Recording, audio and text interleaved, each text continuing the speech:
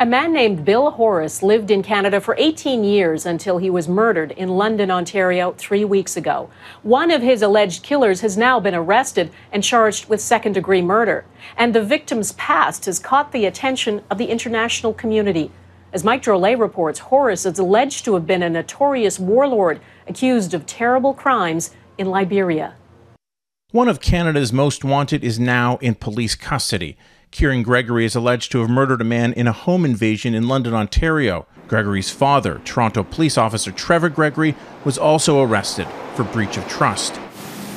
It was a shocking crime on a quiet street that immediately gained international attention because of the identity of the victim. 44-year-old Bill Horrace, an alleged Liberian war criminal.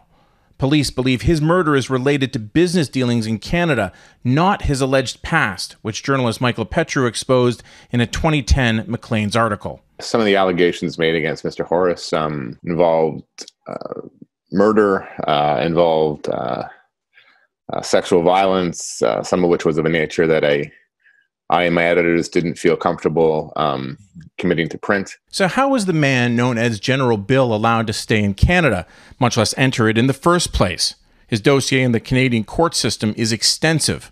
Horrace arrived in Canada in 2002 and was given a departure order, but he appealed, and in 2005 was found inadmissible because of war crimes.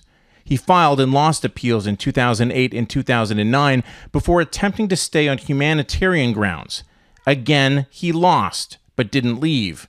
In 2015, he asked the courts to order the government to give him permanent residence.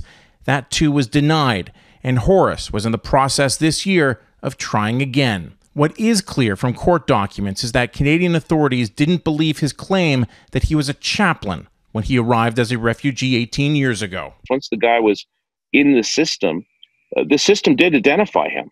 So that worked. He was ordered removed, yet was never removed. 250,000 people died in the brutal 1990s conflict.